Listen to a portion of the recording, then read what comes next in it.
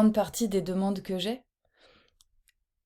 Pour la plupart des gens, euh, on perçoit des trucs quand en séance, en accompagnant les gens. Des fois, on les dit, on se rend compte que ça marche, que c'est vrai. Mais du coup, euh, comment est-ce que je fais ça de façon un peu plus fiable? Comment est-ce que je prends confiance en moi? Euh, et comment est-ce que j'arrive à faire de ces aperçus ou ces intuitions, comment est-ce que j'arrive à en faire quelque chose de beaucoup plus tangible, qui est une réalité concrète pour moi, pour pouvoir exprimer ça à partir d'un endroit où c'est calé en moi, c'est sûr, c'est ok. Euh, et tout ce travail-là, il est passionnant parce que c'est un travail à la fois à la rencontre des autres, mais aussi à la rencontre de soi.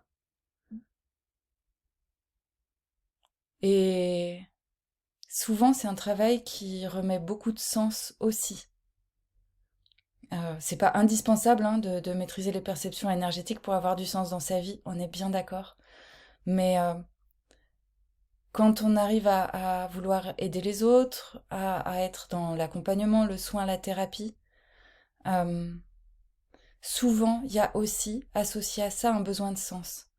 Et quand on arrive à connecter ces plans-là de façon fluide, eh bien, on a nous-mêmes les réponses aux questions qu'on se pose, on les obtient nous-mêmes, au lieu de devoir passer par quelqu'un d'autre, un thérapeute ou un accompagnant. Donc c'est aussi, alors certes c'est un travail pour se déployer dans une activité professionnelle, euh, mais c'est aussi un travail euh, qui nous permet d'être de plus en plus autonomes dans la façon dont on avance chaque jour.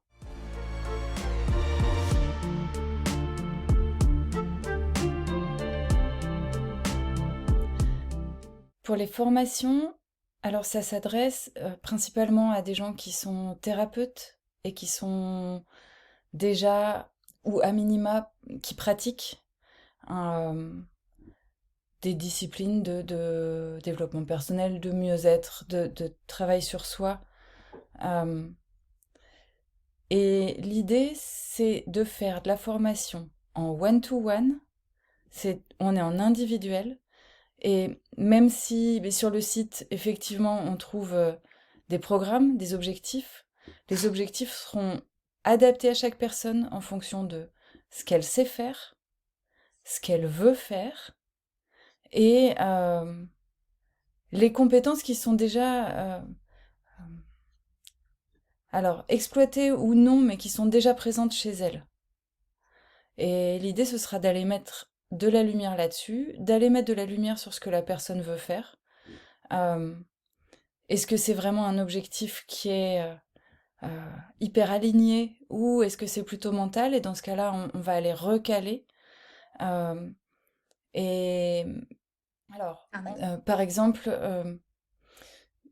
une personne qui voudrait faire, je sais pas, euh, de la bioénergie parce que du coup ça lui plaît ce qu'on fait en séance et qui voudrait faire la même chose, souvent c'est une question qu'on me pose, hein, c'est comment est-ce que je fais la même chose que toi? Et en fait, bah parfois c'est pile ce qui est adapté pour la personne et du coup là c'est hyper juste qu'on aille bosser ça et développer ça.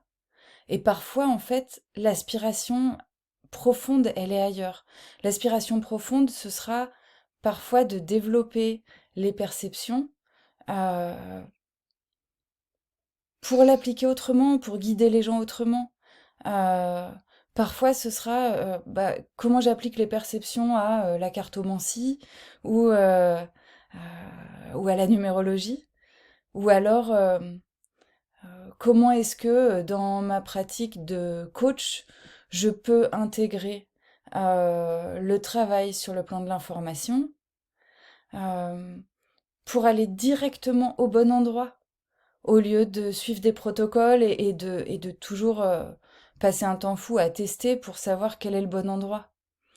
Euh, donc voilà, l'idée ce sera d'adapter à chacun. Euh, Et sur des séances qui sont un peu plus longues, hein, c'est des séances d'1 heure et demie, parce que 1 heure, c'est vraiment vite passé. Donc 1 heure et demie, et on se laisse le temps d'intégrer entre chaque séance, qui est un temps de pratique, qui permettent de s'approprier réellement les outils et de continuer à construire dessus.